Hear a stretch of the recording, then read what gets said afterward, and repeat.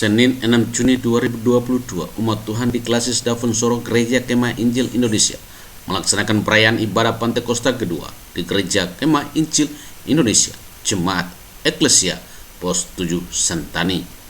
Ketua Klasis Davun Soro Gereja Kemah Injil Indonesia, Pendeta Paul Monim STH, mengatakan, melalui Pantekosta, pribadi kita sebagai manusia lama sudah berlalu dan kita sudah hidup sebagai manusia baru di dalam Yesus Kristus.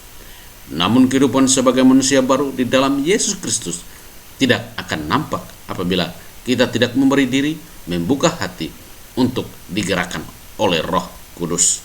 Bapak Ibu, kita bersyukur kepada Tuhan karena peristiwa Paskah mengerjakan hal yang hebat dan luar biasa kepada semua orang yang membuka hati. Karena semua orang yang membuka hati, membuka hidup, kita meninggalkan hidup yang lama. Manusia yang lama ditanggalkan.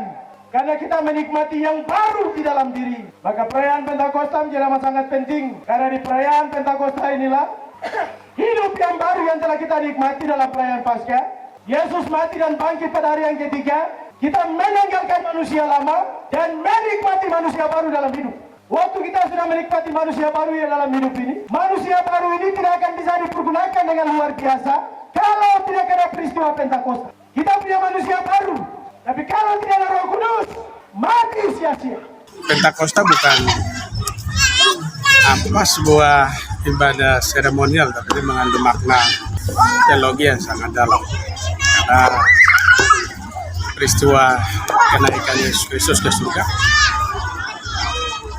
Dia berjanji bahwa Dia akan memberikan penolong.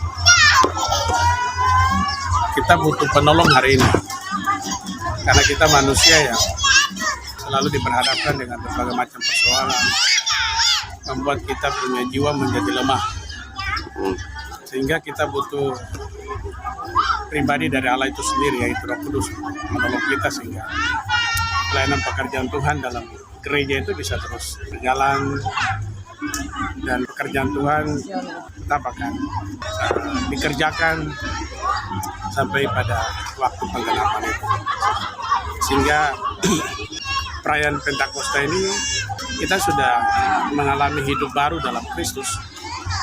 Tapi kalau kita tidak digerakkan oleh Roh Kudus, maka manusia baru itu tidak akan menjadi nampak. Manusia lama sudah berlalu dan kita sudah memiliki hidup yang baru dalam Kristus. Tapi bagaimana hidup yang baru itu akan menjadi nampak? Yaitu adalah pekerjaan Roh Kudus. Dia akan menolong kita sehingga manusia baru itu akan nampak dan menggerakkan kita untuk kita bisa menjangkau orang lain. Banyak orang yang harus perlu dijangkau. Karena kita mau jangkau itu harus ada pribadi yang kudus itu menggerakkan kita. Karena ini pekerjaan kudus, pekerjaan untuk menjadikan sekalian bangsa menjadi murid. Jadi momen ini yang menjadi refleksi bagi kita sebagai warga gereja Kemah Indonesia di kelas Dapur Sorong. Dan kita merayakan ini dan kita meresponinya untuk kita bisa pergi untuk menyampaikan kabar baik itu kepada orang lain.